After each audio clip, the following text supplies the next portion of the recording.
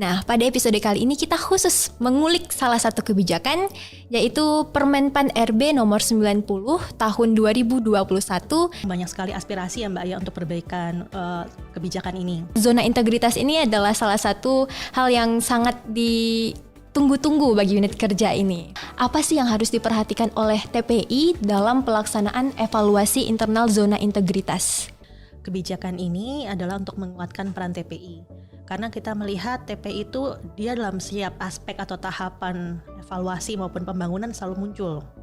Misalnya contoh kayak di dalam pembangunan ZI sendiri, dia berfungsi sebagai konsultan. Dia harus bisa membantu unit kerja kalau misalnya mengalami kesulitan terkait hal-hal yang sifatnya teknis atau substansi dari kebijakan, ya harusnya TPI bisa menjadi garda terdepan untuk menolong si unit kerjanya. Berarti peran TPI ini sangat kompleks sekali.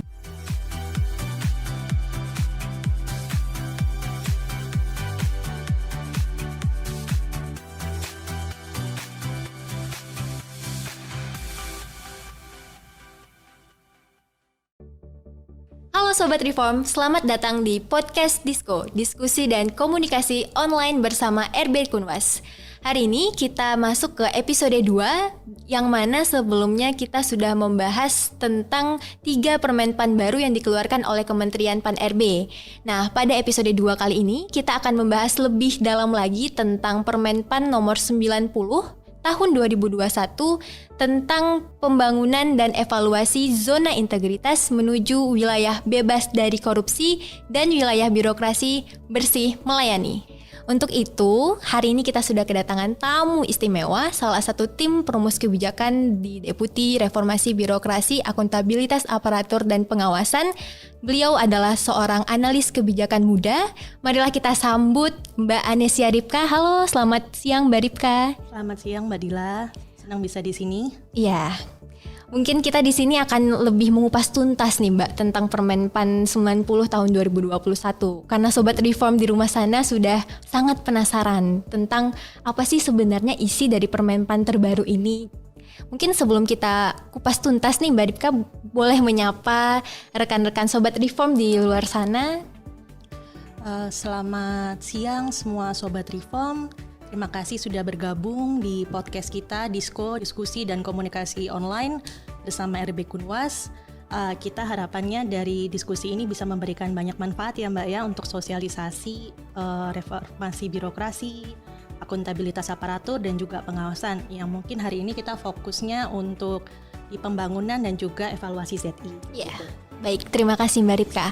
Oke, Sobat Reform, maka kita lanjut aja nih ke pertanyaan pertama. Mbak Ripka udah siap belum ditanya-tanya nih? Udah dong pastinya. Oke. Baik. Dengan adanya Permenpan baru ini Mbak, apakah zona integritas masih dianggap cara yang paling cepat dan relevan dalam memastikan reformasi birokrasi merata di seluruh instansi pemerintah? Oke. Kalau kita lihat sendiri Mbak, zona integritas yang sudah boleh dikatakan berjalan cukup lama ya Mbak ya, kedeputian kita sudah punya program ini, kita masih nganggap ini adalah salah satu cara yang paling relevan dalam rangka untuk mempercepat reformasi birokrasi, karena kan memang sasaran dari reformasi birokrasi untuk menciptakan pelayanan yang lebih cepat, lebih mudah, terus organisasi yang lebih berakuntabel dan yang bersih. Nah ini sebetulnya sangat diwadahi banget dengan program zona integritas. Zona integritas kalau kita lihat sebetulnya makin tahun makin banyak unit kerja pemerintahan yang ikut bergabung untuk berusaha melakukan pembangunan. Nah di sini kalau kita lihat lagi ke belakang, ternyata kenapa dianggap paling berhasil, mungkin udah disebutkan juga sama Pak Deputi di podcast yang kemarin. Kalau reformasi birokrasi itu dia skupnya gede, instansi yang besar sekali. Kalau yang ZI ini dia lebih cenderung untuk unit-unit kerja yang percontohan, di mana diharapkan itu lebih bisa berdampak langsung, bisa langsung dirasakan lah manfaat dari hasil pembangunannya, seperti pelayanan yang lebih prima, terus diharapkan adanya unit kerja yang lebih berintegritas lagi, KKN-nya rendah. Nah itu kenapa ZI masih dianggap perlu untuk dilakukan. Dan juga karena sifatnya ZI itu dia unit kerja percontohan atau role modeling, jadi diharapkan makin banyaknya unit kerja percontohan yang baik, maka makin bisa menularkan virus-virus kebaikan pada instansi pemerintah. Jadi melihat pentingnya program ZI ini, kita merasa kayaknya perlu deh Mbak kita menguatkan kebijakannya. Sebetulnya sudah ada kebijakannya yang dari 2019, ada Permenpan 10 2019. Kemudian kita melihat ada hal-hal yang kayaknya perlu kita kuatkan dari segi untuk peningkatan kualitas evaluasi, pembangunan, terus juga penguatan dari peran-peran aktor yang harus terlibat dalam pembangunan dan juga evaluasi, termasuk juga untuk menciptakan ya tadi hasil yang lebih berdampak. Itu yang mengakibatkan kita kayaknya perlu deh dirasa untuk mengganti Permenpan yang kemarin Permenpan 10 jadi Permenpan 90 2021. Ya, baik, terima kasih Mbak Ripka. Berarti Sobat Reform, reformasi birokrasi ini sangat dijunjung oleh pembangunan zona integritas. Nah Mbak Ripka, menarik sekali nih Mbak. Dengan adanya Permenpan baru ini mungkin Mbak Ripka bisa spill sedikit nih. Rekap apa saja highlight dari perubahan dalam kebijakan zona integritas di tahun 2022 ini, khususnya di Permenpan nomor 90 tahun 2021. Oke, ada beberapa hal yang mungkin jadikan kayak bobot tekan pergantiannya mungkin kayak kerasa banget gitu ya dalam Permenpan 90 ini. Pertama tentang kriteria pengusulan lebih diperketat. Karena tadi kami nyatakan biar kualitas hasil pembangunan dan juga evaluasinya lebih baik, otomatis kriteria untuk di pengusulan, kriteria untuk di penetapan predikat menuju WBK atau WBBM itu kita boleh dikatakan tingkatkan kualitasnya. Kemudian kita juga menambahkan adanya pergantian di komponen penilaian. Yang ini kan karena kita melihat ZI tadi saya sampaikan adalah turunan dari reformasi birokrasi. Mungkin kalau Sobat Reform semua udah pada banyak tahu ya, kalau di RB sendiri kita punya 8 area perubahan. Nah kalau di ZI ada 6. Kalau dari RB itu kemarin kita punya 2 komponen. Itu ada komponen pengungkitnya, ada area pemenuhan dan juga area reform. Nah ini sama nih dengan Permenpan 90, kita akan ngikutin model kayak gitu, di mana di area komponen pengungkitnya kita akan tambahkan pemenuhan dan juga reform.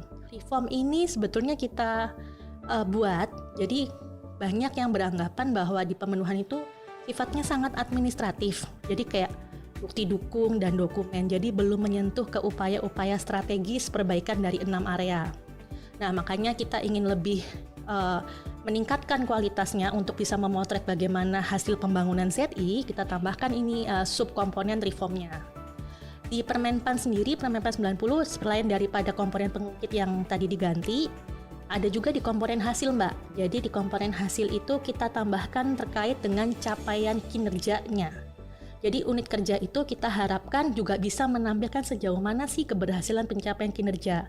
Jadi nggak ngelihat apakah hanya semata-mata inovasinya saja, inovasi pelayanan, tapi juga melihat bagaimana capaian kinerja dari si unit. Itu yang mengakibatkan adanya perubahan di kerangka logis penilaian. Nah kalau tadi sempat disinggung sama Mbak Dilah, perubahan-perubahannya yang highlight-highlightnya aja itu dari kerangka penilaian.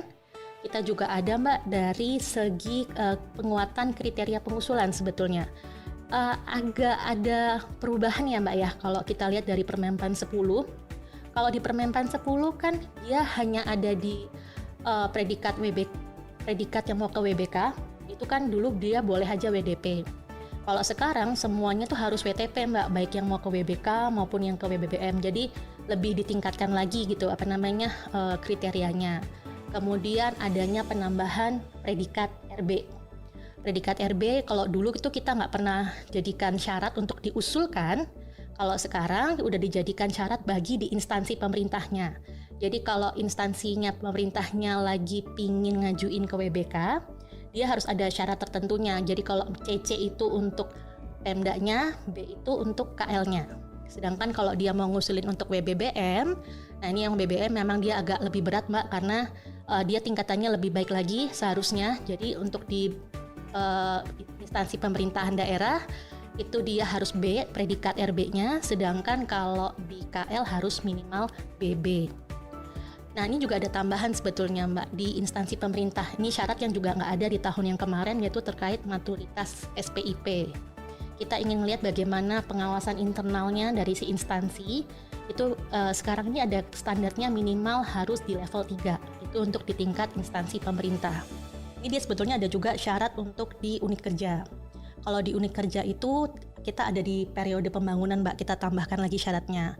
Kalau yang WBK dia harus 1 tahun dulu. Jadi dia nggak bisa nih Mbak, kayak misalnya baru dicanangkan atau baru dibangun bulan Februari ini, terus nanti bulan Mei diusulkan untuk mendapatkan predikat. Nah itu kita biasanya anggap itu kurang mature, maksudnya belum matang konsep pembangunannya. Termasuk juga untuk WBBM. Jadi kalau mau dapat WBBM, dia paling nggak sudah 1 tahun dulu dapat WBK. Jadi nggak bisa serta-merta, misalnya kemarin kita penghargaan bulan itu ya Mbak ya, Desember kemarin kan. Nah baru dapat Desember, terus nanti tahun ini udah ngajukan lagi untuk WBBM-nya. Nah itu kita biasanya agak tahan. Karena kita ingin melihat itu kayak kualitas adanya peningkatan dari kondisi WBK-nya menjadi kondisi ke WBBM-nya. Itu salah satu syarat tambahan di level unit kerja. Kemudian Mbak, ini yang mungkin jadi banyak pertanyaan. Kemarin saya juga lihat orang-orang pada nanya, terus kalau di unit kerjanya sendiri ada tambahan yaitu harus punya predikat sakit. Nah ini kan biasanya orang-orang bilang lah kalau misalnya dia unitnya yang paling kecil kayak gimana, kayak gitu. Kadang-kadang mereka tidak mendapatkan penilaian dari internal organisasinya. Nah ini kemudian Mbak, karena tadi kita nyatakan kita ingin memastikan unit yang diusulkan itu tidak melulu melihat dari segi inovasinya, tapi juga memperhatikan kinerja utamanya, sehingga semua unit yang tahun ini akan mengusulkan menjadi WBK dan WBBM wajib diperiksa secara internal terlebih dahulu untuk sakitnya. Meskipun dia kayak UPT terkecil, kayak puskesmas, mungkin kayak sekolah, nah itu berarti dia harus TPI-nya harus bekerja sama juga dengan instansi lain terkait dengan masalah pemeriksaan akuntabilitas kinerjanya.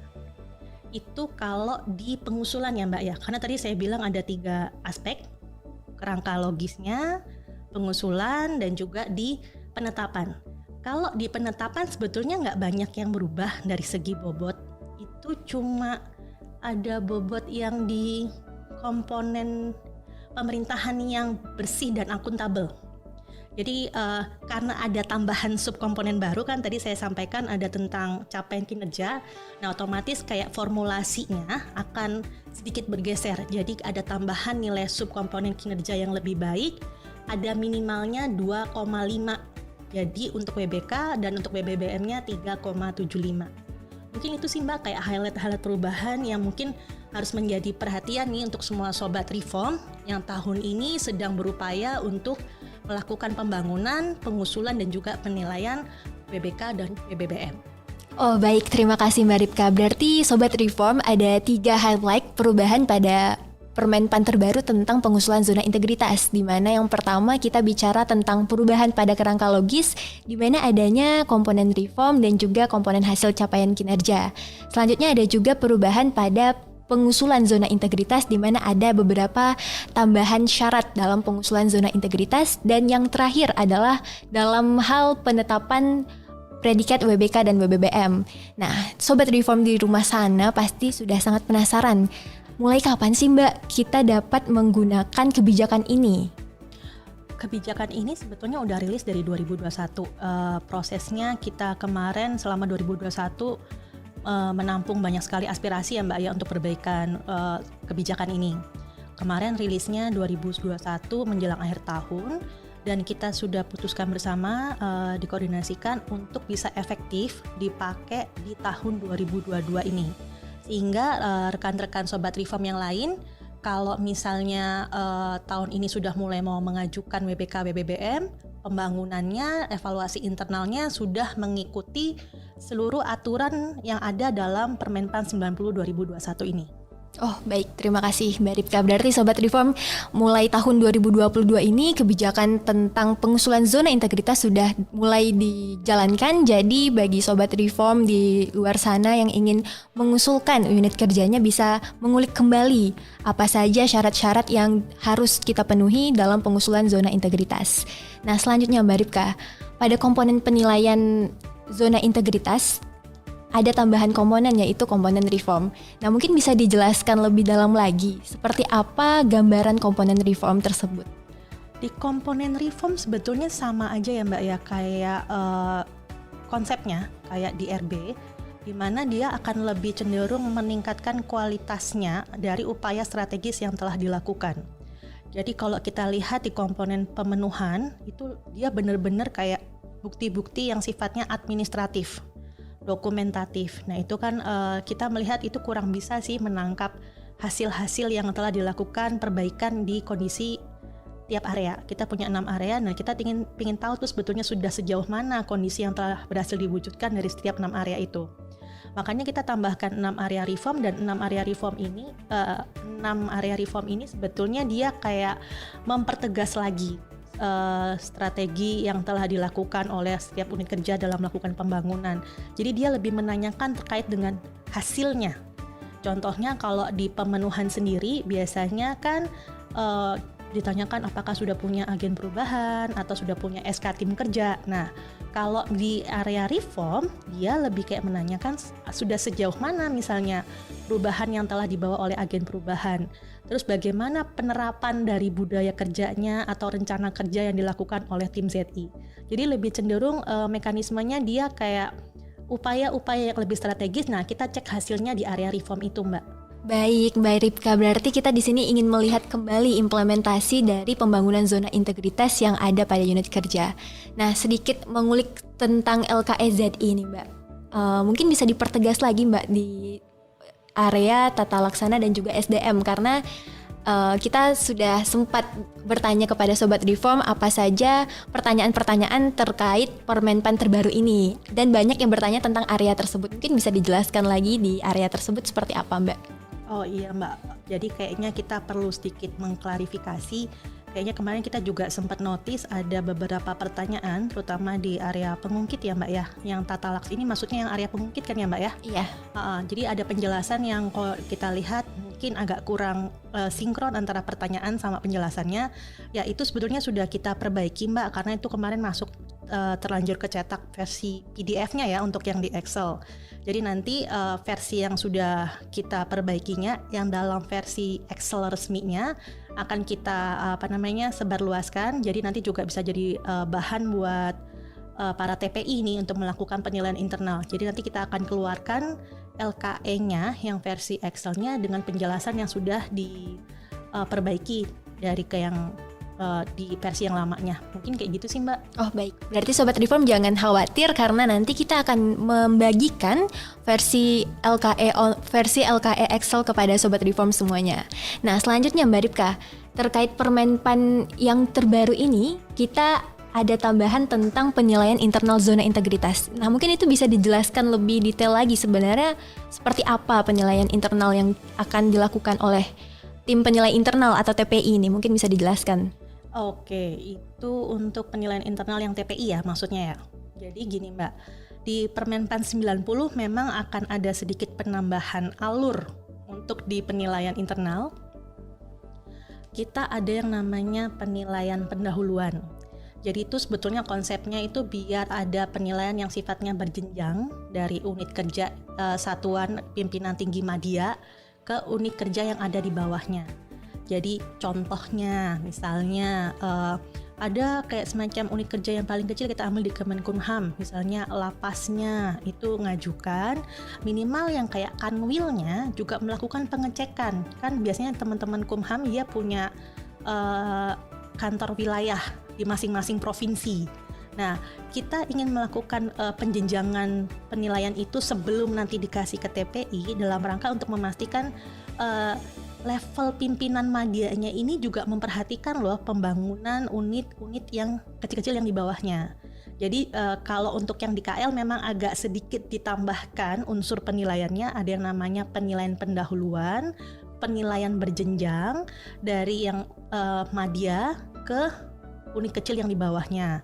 Kayak tadi provinsi ya, yang ada di Kanwil akan misalnya ada juga unit kerjanya yang ngusulkan di bawahnya si kanwilnya itu. Nah kanwilnya ini paling nggak ngelihatin juga gitu loh istilahnya dengan menggunakan LKE yang sama yang diambil sama TPI. Nanti setelah dirasa cukup matang di kacamatanya internalnya, penilaian pendahuluannya oleh level madianya, baru nanti diserahkan ke TPI. TPI nanti juga akan melakukan verifikasi kembali nih Mbak hasil dari penilaian pendahuluan dengan menggunakan LKE yang sama untuk memastikan lagi segala sesuatunya, komponen-komponen penilaiannya itu sudah sesuai, sudah memenuhi kriteria. Nanti kalau sudah dinyatakan beres di levelnya TPI, baru nanti diusulkan ke TPN atau ke Kementerian Pan-RB. Itu kalau untuk di KL Mbak, itu ada sedikit aja perubahannya, ada tambahan proses penilaian. Tapi kalau di Pemda masih sama kok Mbak kayak tahun lalu, jadi langsung TPI-nya dari TPI apabila sudah diproses penilaian internal, baru kemudian diusulkan ke Kementerian Pan-RB kayak gitu. Oh, baik. Berarti kita ada tambahan penilaian berjenjang ya berarti ya Mbak? Betul. Namun pada akhirnya bermuara di tim penilai internal atau TPI. Nah mungkin di sini Mbak Rifka, Sobat Reform juga penasaran nih, kira-kira apa sih yang harus diperhatikan oleh TPI dalam pelaksanaan evaluasi internal zona integritas?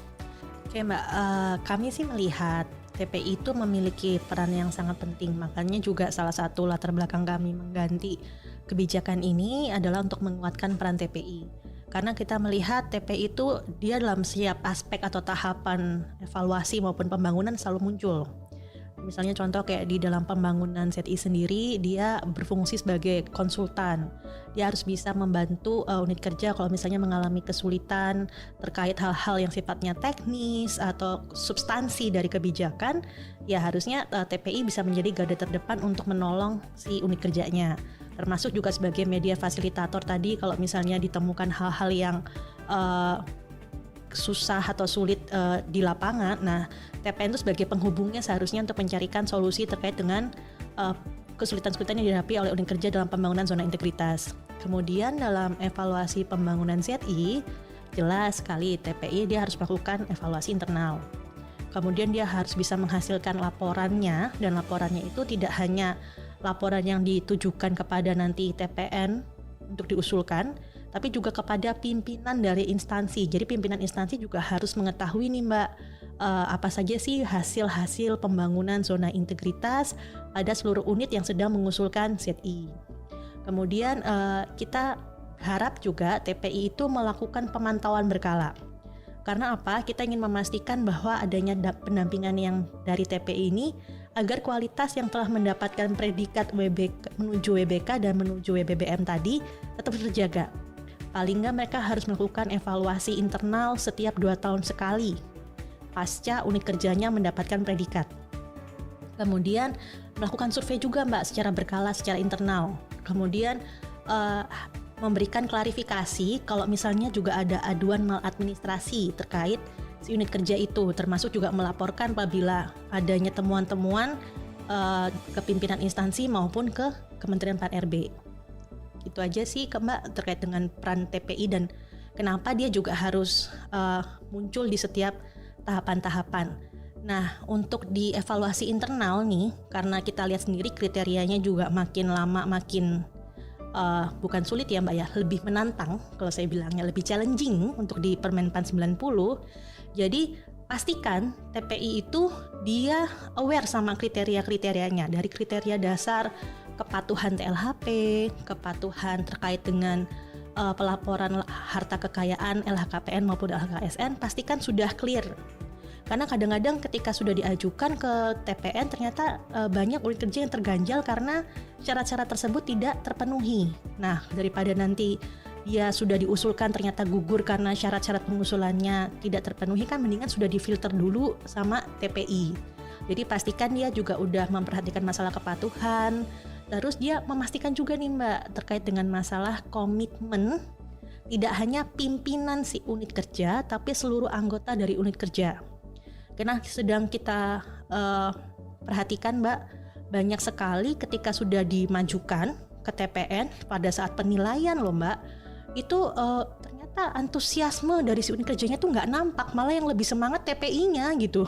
Jadi kita kadang mikir ini yang mau diuji yang TPI-nya apa si unit kerjanya gitu. Jadi harusnya semangatnya itu kan muncul dari si unitnya yang memiliki keinginan untuk membangun zona integritas. Kita lihat juga TPI harus mampu nih Mbak memastikan kualitas komponen yang kayak tadi dari segi pengungkit, dari segi reform, terus dari segi surveinya semuanya terpenuhi syarat-syaratnya. Jadi pas mau dimajukan itu sudah aman karena kan ada batasan-batasan minimal ya. Kemudian ada juga capaian. Jadi kan karena ada syarat-syarat tambahan baru yang diusulkan ke kita, usahakan memiliki tren yang positif terkait dengan capaian kinerjanya dia. Mungkin itu sih Mbak beberapa hal yang harus diperhatikan secara menyeluruh oleh TPI pada saat mekanisme pembangunan dan juga penilaian internal sebelum nanti diusulkan kepada TPN. Jadi kami sangat mendorong bagi TPI itu untuk lebih memfilterisasi semua unit kerja yang sedang melakukan pembangunan dan bertujuan untuk diusulkan ke TPN pada tahun 2002. Jadi itu yang mungkin perlu untuk diperhatikan menjadi suatu hal yang difokuskan oleh TPI. Itu berarti sudah di tangannya TPN, sudah clear semua persyaratan dari segi kriteria, kematangan dari unit kerja, udah bisa dijamin baik gitu Mbak. Oh baik, terima kasih Mbak Ripka. Berarti peran TPI ini sangat kompleks sekali dari mulai pembangunan zona integritas di mana TPI berfungsi sebagai konsultan dan fasilitator. Selanjutnya dalam evaluasi pembangunan zona integritas yang harus sangat diperhatikan ya Sobat Reform, kita harus melihat kembali syarat-syarat pengusulan yang tadi sudah dijelaskan oleh Mbak Ripka, dan terakhir peran TPI dalam pemantauan unit kerja yang telah berpredikat UWBK dan WBBM. Fungsi monitoringnya juga harus dijalankan ketika unit kerja sudah mendapatkan predikat UWBK dan WBBM. Jadi unit kerja yang telah mendapatkan predikat tidak serta-merta selesai begitu saja, namun juga harus tetap memastikan perkembangan pembangunan yang berkelanjutan. Baik Mbak Ripka, masih ada beberapa pertanyaan lagi nih. Masih semangat nggak? Masih lah, pasti. Kalau diukur nih semangat Mbak Ripka dari tadi sampai sekarang, mungkin bisa diberi jempolnya segini apa segini? Masih gini, cuma kayaknya sekarang udah nggak terlalu nervous lagi kan? Iya. Lebih tenang. Kita tambah durasi mungkin ya. Karena Sobat Reform di sini tuh penasaran banget nih Mbak, karena kan seperti yang kita tahu unit berpredikat zona integritas ini adalah salah satu hal yang sangat ditunggu-tunggu bagi unit kerja ini. Nah, sebelum terakhir, punten. Jadi tadi kita bicara tentang tim penilai internal yang melakukan peran dalam pembangunan zona integritas. Nah, setelah melakukan pembangunan zona integritas, TPI juga akan mengusulkan unit kerja terkait kepada tim penilai nasional atau TPN. Nah, bagaimana mekanisme pengajuannya? Apakah masih sama dengan Permenpan yang lama dalam pengusulan zona integritas, Mbak? Mungkin bisa dijelaskan lagi. Baik, kita untuk pengusulan ke TPN sebetulnya cara-caranya masih sama, cuma mungkin ada syarat-syarat ketentuan administratif yang agak ditambah ya Mbak ya. Jadi kalau untuk medianya sendiri kita masih menggunakan insya Allah pmpzi.menpan.go.id, paling lambat sesuai dengan Permenpannya 31 Mei. Itu kapannya dan juga melaluinya apa, jadi pmpzi.menpan.go.id paling lambat 31 Mei 2022 untuk di tahun ini.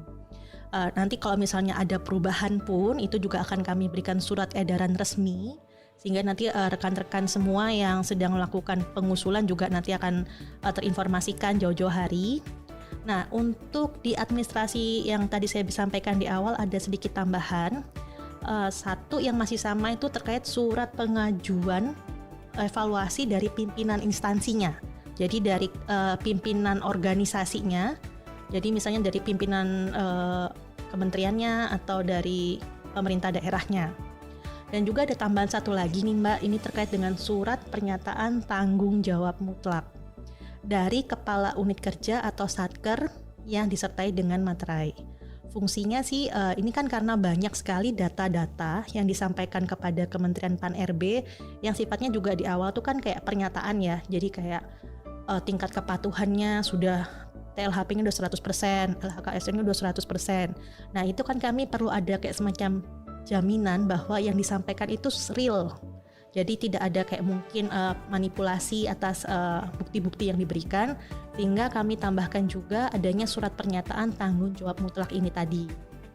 Nah, ketentuan tambahan mungkin juga di episode sebelumnya Pak Deputi, Pak Erwan juga sudah menambahkan akan adanya pembatasan, bukan pembatasan sebetulnya. Ini salah cara kami untuk memotivasi sebetulnya unit-unit kerja yang sudah di atas 30%,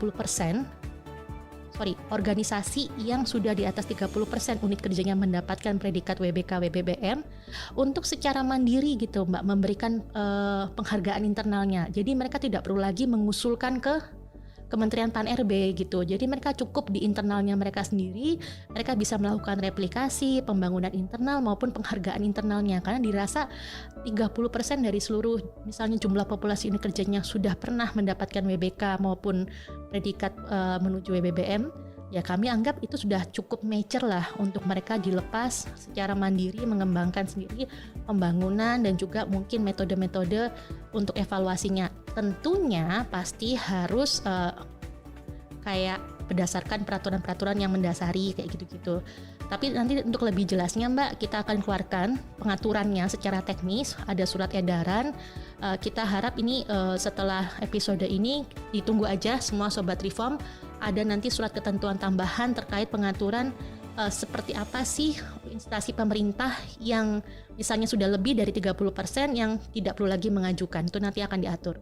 Oh, baik. Berarti ada beberapa ketentuan tambahan, dan yang terakhir tadi itu sangat menarik sekali sih Mbak, karena di sini instansi pemerintah yang sudah memiliki jumlah unit kerja melebihi 30% sudah bisa memberikan penghargaan sendiri ya, penghargaan internal. Mungkin Sobat Reform kita tunggu saja kelanjutan tentang peraturan yang tersebut ya Mbak ya, karena mungkin hal ini perlu dibicarakan lebih lanjut. Stay tune di podcast Disko karena akan kita sampaikan beberapa episode ke depan ya mungkin ya. Ya. Oke. Mungkin kita sudah berada di penghujung acara. Namun sebelum kita tutup podcast pada hari ini, ada pertanyaan terakhir Mbak terkait masih fungsi TPI. Tadi kan fungsi TPI dalam pelaksanaan evaluasi. Nah setelah ini kan jika unit kerja tersebut telah mendapatkan predikat WBK dan WBBM, bagaimana TPI dapat memastikan unit kerja tersebut tetap terjaga kelayakannya? Bagaimana monitoring yang akan dilakukan? Mungkin bisa dijelaskan tips and triknya Mbak, silahkan. Oke, dari segi pemantauannya sendiri, dari segi TPI ya sebetulnya yang kita harapkan mereka secara aktif itu melakukan pemantauan berkala minimal 2 tahun sekali Mbak. Jadi itu tetap harus kita lihat kelayakan dari unit kerjanya, apakah masih layak mendapatkan predikat menuju WBK atau menuju WBBM. Nanti jelas hasil dari pemantauan berkala itu disampaikan juga ke pimpinan instansi dan juga ke TPN. Kemudian kami juga Mbak, sebetulnya Kementerian Pan-RB juga cukup tegas loh untuk mendengarkan apa sih sebetulnya aduan-aduan yang datangnya dari masyarakat, dan tidak jarang kami juga melakukan pencabutan gelar apabila ditemukan secara konkretnya ada unit kerja yang melakukan tindakan maladministrasi. Tentunya kita sebelum pencabutan gelar itu ada serangkaian proses, salah satunya juga melakukan konfirmasi juga ke TPI sebelum kemudian dicabut, dibuatkan rekomendasinya. Itu dalam rangka untuk memastikan bahwa ini nggak main-main untuk dapat predikatnya. Jadi ketika sudah dapat, terpantau secara berkala, dan juga pasti dari segi komitmennya akan kita jamin juga kalau yang sudah dapat predikat itu sudah boleh dikatakan memiliki resiko-resiko yang boleh dikatakan sudah mulai bisa diakomodir gitu loh istilahnya, dibangunkan lingkungan pengendaliannya. Itu untuk yang di pencabutan gelar. Terus juga ya tadi seperti saya sampaikan, kita juga mendorong kepada instansi pemerintah untuk memberikan penghargaan internal untuk memotivasi baik unit kerja yang telah mendapatkan predikat, juga termasuk yang belum mendapatkan predikat. Otomatis kan akan lebih kayak melihat unit tetangganya misalnya udah dapat, nah dia pasti juga kayak oh iya ya saatnya kita juga ikut membangun kayak gitu. Jadi mungkin kita harapkan setiap instansi pemerintah juga mulai aware untuk mulai mendukung pembangunan zona integritas itu secara masif ke seluruh instansi-instansi unit-unit kecil yang ada di bawahnya. Baiklah Sobat Reform, kita sudah berada di penghujung podcast Disko pada hari ini. Saya Dila pamit undur diri. Semoga kita selalu bangga melayani bangsa.